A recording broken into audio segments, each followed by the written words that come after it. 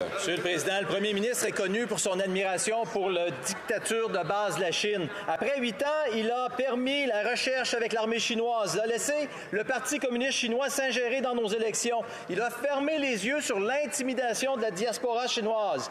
Avec la publication hier des documents du laboratoire de Winnipeg, on a appris que le premier ministre a aussi permis à une personne représentant, et je cite, « un danger très grave et crédible de compromettre la sécurité nationale du Canada ».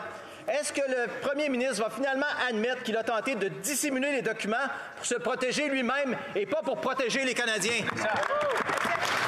L'honorable ministre de l'Innovation. Monsieur le Président, les gens qui nous regardent à la maison doivent dire « Mais les conservateurs étaient où le 16 janvier, Monsieur le Président? » Je suis sûr que les gens se demandent parce que, justement, le 16 janvier, Monsieur le Président, nous avons annoncé comme gouvernement que nous allions cesser de financer la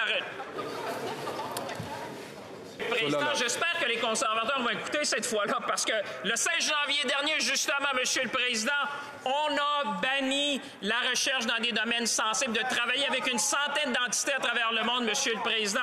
Nous avons travaillé avec nos alliés, justement, pour protéger la science, pour protéger la propriété intellectuelle, pour protéger le travail qui sont faits par nos universités, Monsieur le Président. Nous serons toujours là pour défendre la sécurité. L'honorable député de Mégantic-l'Érable. Il était où le ministre en juillet 2019 quand il y a 2 scientifiques qui ont été expulsés du Canada, Monsieur le Président, justement par les agences de sécurité? Il était où le ministre? C'était pas en janvier dernier, c'était en 2019, ça fait plus que 4 ans, Monsieur le Président. Ce qu'on a appris hier, c'est que le premier ministre a ignoré 4 ordres du Parlement pour la production des documents. Il a poursuivi le président de la Chambre en justice, du jamais vu dans l'histoire du pays, pour la pire opération de camouflage de l'histoire du pays, Monsieur le Président. Pourquoi le premier ministre a voulu se protéger au lieu de défendre la sécurité nationale des Canadiens?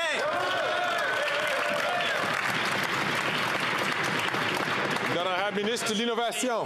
Les gens qui regardent à la maison doivent être vraiment estomaqués.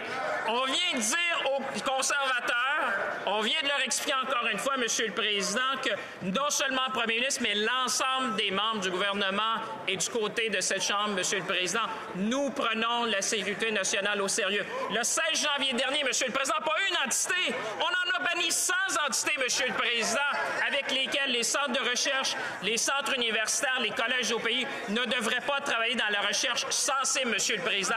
C'est exactement le genre de mesures qu'on doit prendre pour défendre les intérêts du Canada. Nous serons toujours là pour défendre la science.